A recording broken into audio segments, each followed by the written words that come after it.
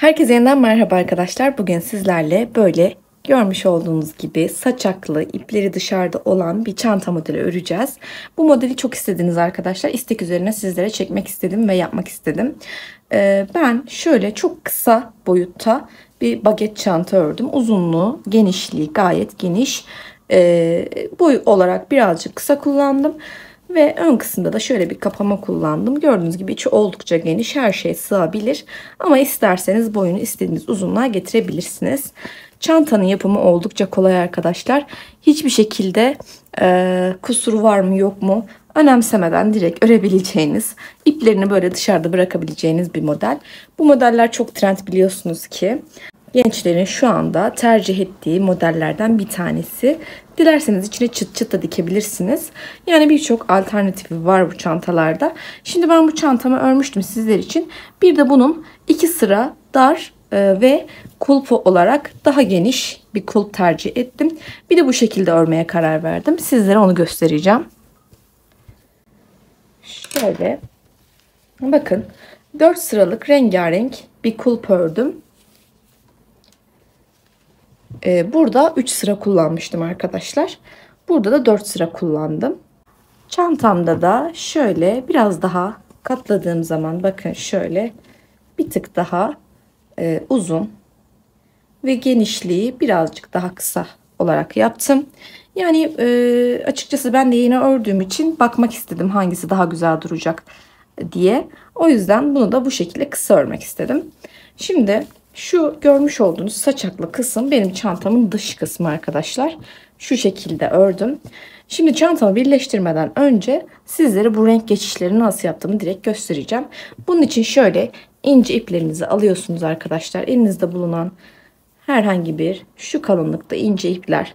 Kalın da tercih edebilirsiniz ama tabii ki her sırada yani lilanın, beyazın, pembenin, pudranın incelikleri aynı olmak zorunda arkadaşlar. Özellikle alt tonda yani çantanın asıl rengi beyaz olduğu için bu beyaz ipin yanında olan iplerin kalınlığı aynı olmak zorunda. O şekilde söyleyeyim size. Şöyle beyazla pembeyi alıyorum ilk olarak. Şu şekilde zincir çekiyorum. Ben şimdi size kısa bir zincirle göstereceğim arkadaşlar. 2, 3, 4, 5 tane zincir çektim. Şöyle göstereyim bakın. Bir 6-7 zincir çekelim. Evet 7 zincir çektim. Bir sonrakine direkt sık iğnemi batıyorum. Hemen yana sık iğnemi batıyorum. Bu şekilde sıra sonuna kadar sık iğnelerle devam ediyorum. Bu arada arkadaşlar bu çantamda 16 sık iğne kullandım. Bunda da 18 sık iğne kullandım. Şimdi burada tabi altılı bir sık iğne ile size gösteriyorum. Çantamız sık iğneden oluşuyor. Her sırada sık iğneler örerek ilerliyoruz. Şimdi bakın üst sıraya en son zincirime de battım. Bir zincirimi çektim ve ters çeviriyorum. Ters çevirip tekrar devam ediyorum. Ve hemen şöyle bir renk geçişini size göstereceğim. Bakın battım tığımı. Sık iğnemi burada örmeden kullanmak istediğimiz ipi bırakıyoruz. Diğer ipi kesiyoruz. Yani şu rengi, ana rengi hiçbir şekilde ellemiyoruz. Şu rengi kesiyoruz. Diğer rengime geçiş yapacağım. Arkadaşlar bakın pembe ipimi biraz uzun bırakarak kestim. Ve buradaki sık iğnenin hemen şöyle yanından öne geçiriyorum. Ve diğer rengimi alıyorum. Bakın şöyle lila rengimi alayım. Gördüğünüz gibi inceliği yine aynı. Yani birbirine yakın. Bunu da şöyle uzatıyorum. Ve hemen devam ediyorum. Şu rengimi de alıyorum şöyle. Ve sık iğneyle devam ediyorum.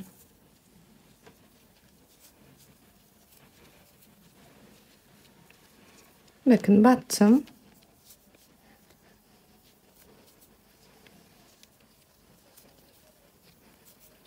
Şimdi bir zincir çekiyorum. Ve dönüyorum. Arkadaşlar tek renkte de şu şekilde ip bıraktım. Bakın devam ediyorum şimdi ilk sık iğnemden. 1, 2. İpleri ne tarafa bırakıyorsak hep o tarafta ip bırakacağız. Şimdi devam edelim. Diğer sıraya kadar. tek renkte nasıl ip bıraktığımı da size göstereyim. İp geçişi yapmadan ipinizi şu şekilde bırakacaksınız. Bir zincir çektim. Bakın bir sık iğne örelim. Buraya geçmeden ipimi şöyle alıyorum. Bakın. Baş parmağımı şöyle koydum. İpimi uzattım. Şöyle uzattım. Buradan da şöyle çektim. İpimi şöyle ikiye katlamış oldum. Bunun hemen yanından. Bakın ipimin yanından geçtim. Ve sık iğnemi burada ördüm. Bu ipleri burada tek renkte şuradan keserek iplerimi bırakmış oluyorum. Bu şekilde de bırakabilirsiniz. Ama benim gibi böyle rengarenk yapacaksanız eğer, yani çantanızın alt taban rengini seçtiyseniz, yanında başka renkler kullanacaksanız bu şekilde yapmanız gerekiyor. Şimdi hemen başka renge geçişi göstereceğim. Burada ipinizi şuradan şöyle uzunlukta kesiyorsunuz veya bırakabilirsiniz de. Diğer rengi alıyorsunuz. Diğer renginde şöyle biraz uzun bırakıyorum. Bu arada ip geçişini şurada yapacağız. Bakın battım. Aldım. Buradan ipimi almıyorum. İpimi öne alıyorum. Diğer rengimi ve öbür rengimi alarak şöyle sık iğnemi ördüm. Bunun üzerinden hemen yanından sık iğnemi örüyorum. Bu şekilde renk geçişlerini ve iplerimizi uzun bırakarak devam ediyoruz. Hep bu şekilde istediğiniz yerlerde iplerinizi bırakarak devam edebilirsiniz. Sonra ters çeviriyoruz ve bu şekilde çantanızı istediğiniz genişlikte ve uzunlukta örüyorsunuz arkadaşlar.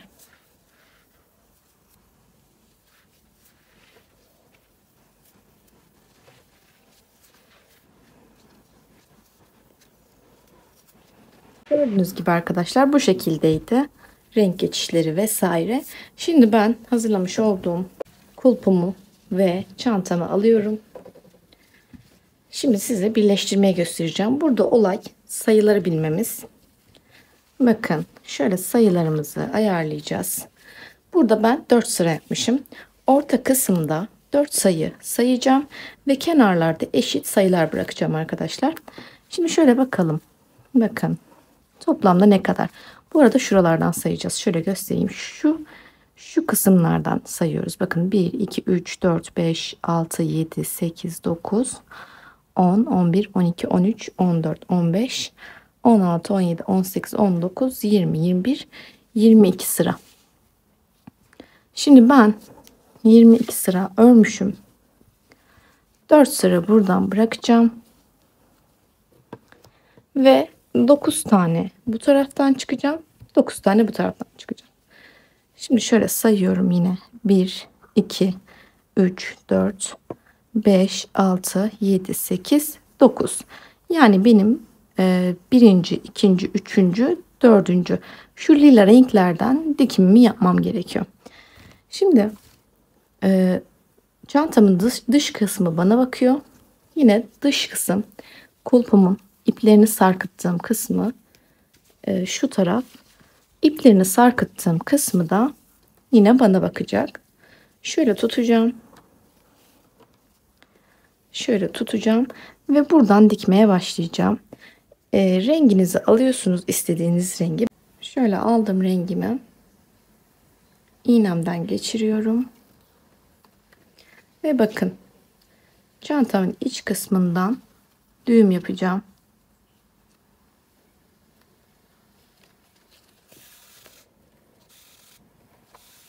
Bunu da çok fazla kısaltmıyorum. Bunu da yine sarkıntı olarak kullanabiliriz.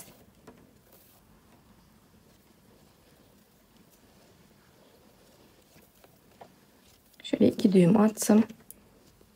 Ve çantamın dış kısmına bırakıyorum. Bu da yine burada kalabilir.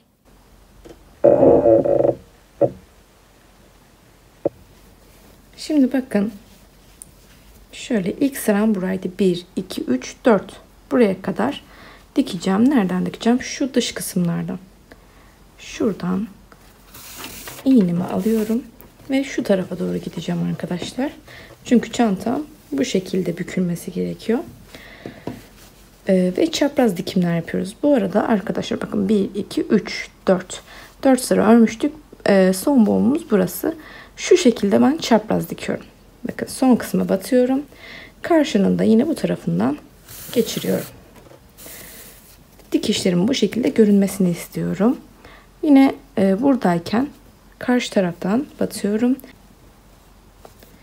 Geçiriyorum. Tekrar karşı tarafa geliyorum.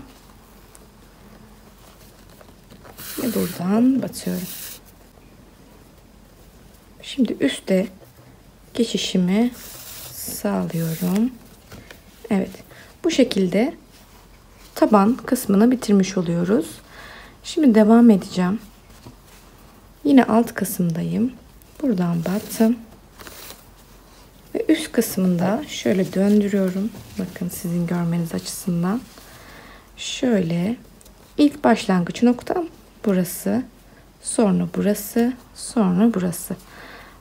Bu kısmın şöyle dış kısmından geçiriyorum. İğnemi. Tekrar şuradan batıyorum ve şuradan geçiriyorum.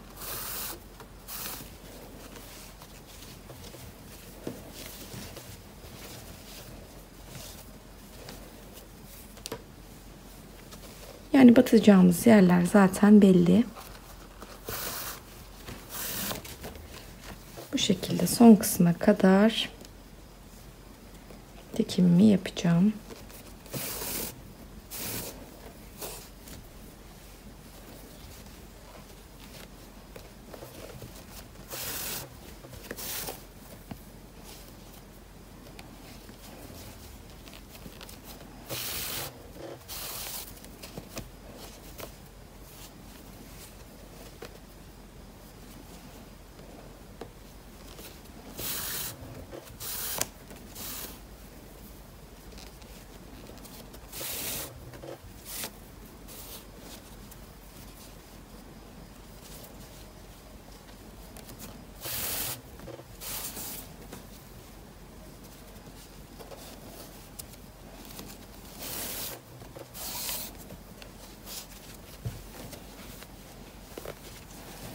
Şimdi bakın karşıya geçişimi sağlayacağım ama şurada bir düğüm atmak istiyorum.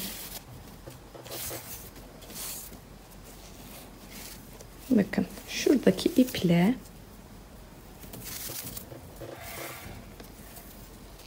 şöyle sıkıca 2 düğüm atıyorum ve bitiriyorum.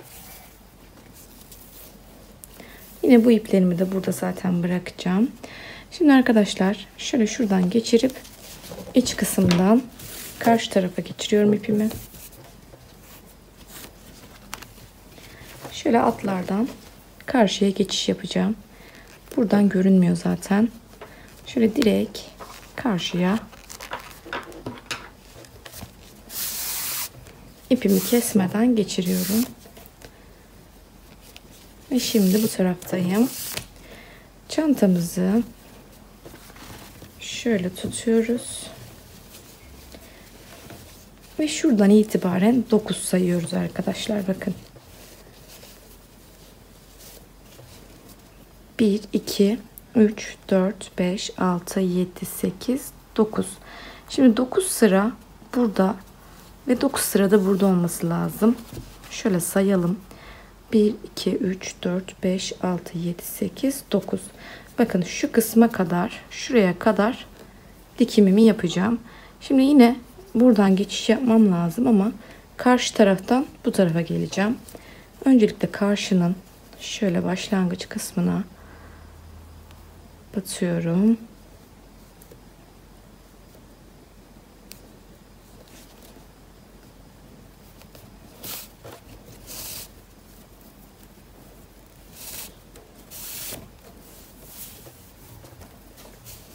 Evet. Sonra yanından ve karşı tarafın üst kısmından çapraz dikerek devam ediyorum. Karşı taraftayım, bu taraftayım.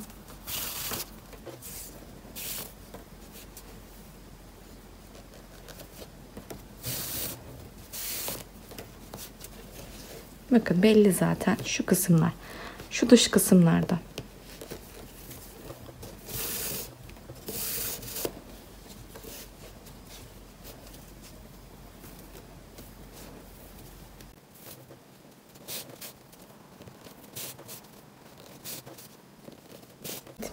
Buraya kadar geldim.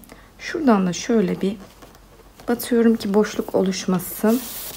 Ve daha sonra şuradaki beyaz ipimle yine düğüm atacağım.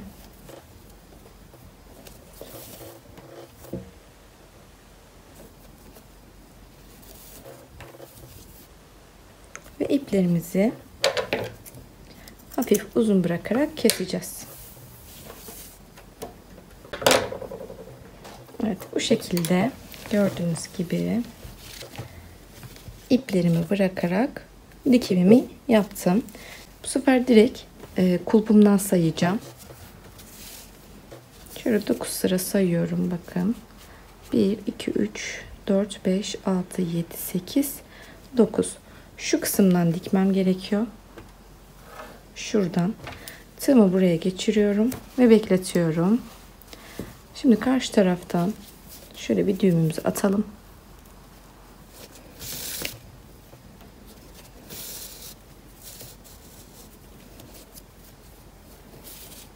Biraz uzun bıraktım. Bir tane düğüm attım. Yine bitiş kısmımla bir düğümümü atıyorum. Ve bir düğüm daha atıyorum. Evet. Bunları yine çantamın dış kısmına tığımla alacağım ve onları da bırakacağım. Herhangi bir işlem yapmıyorum. Bakın öncelikle şu kısımları şöyle birleştirelim. Şunları içeri alalım. Evet. Şu kısımlardan arkadaşlar şöyle bir sağlamlaştıralım burayı. Evet. Daha sonra çapraz bir şekilde dikmeye başlıyorum. Bakın sayıyorum. 1,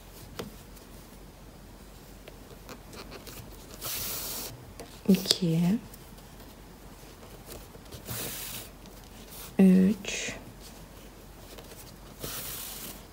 4, 5, 6, 7,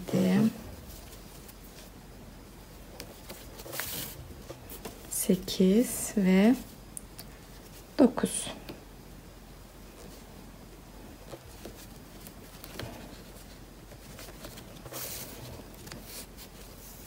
Şöyle şuradan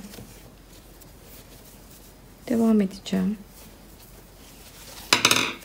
Çeviriyorum.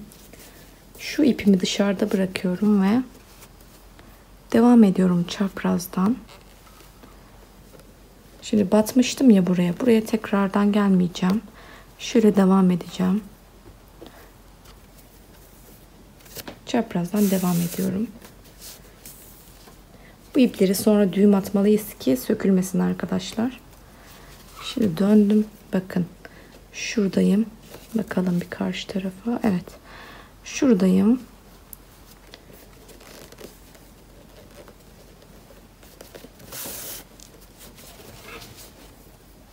Devam ediyorum. Şuradayım. Ve dönüşü sağladık. Bakın zaten belli. Şu boğumdan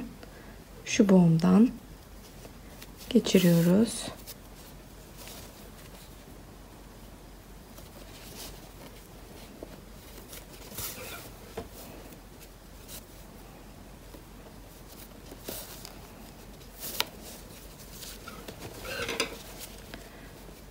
Şimdi ipim burada bitti.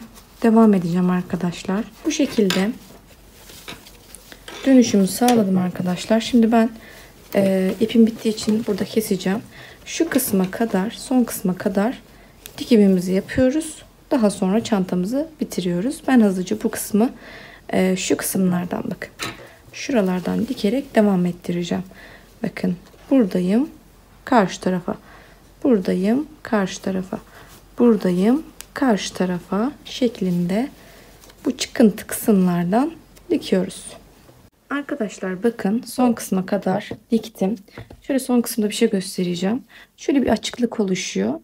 Bunun için şimdi 9 tane sayarak ördük, diktik ama burada şu kısımlardan şöyle geçiş yaparak buradaki ayrıklığı halledebiliriz. Şuradan şöyle dış kısmından yine geçiriyorum.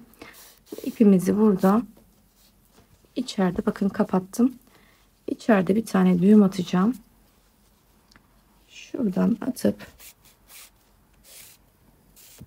evet şöyle bir düğümümü atıyorum sıkıca. Ve bunu da yine sarkıt ip olarak kullanacağım. Burada şöyle uzun keserek bırakıyorum.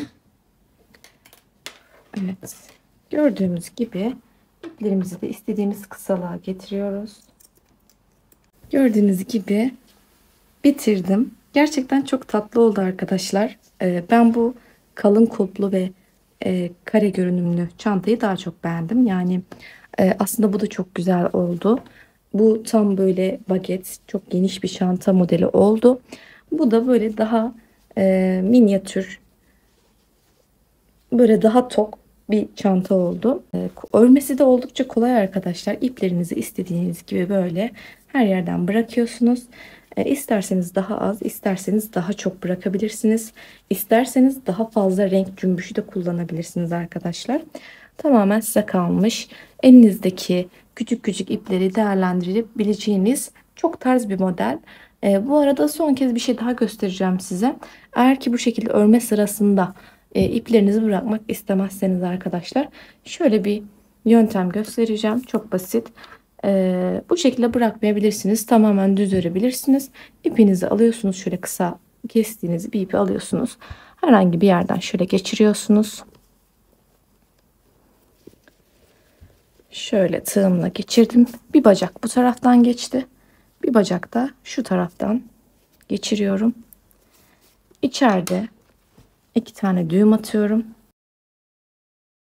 Ve düğüm attıktan sonra tek bir yönden 2 ipimi birden alıyorum.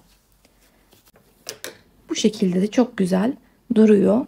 Ama örme esnasında da bırakırsanız daha pratik olacaktır.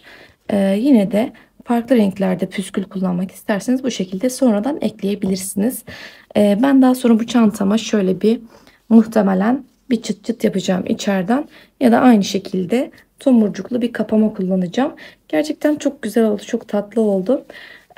Umarım beğenmişsinizdir arkadaşlar. Umarım ayrıntılı anlatabilmişimdir sizlere.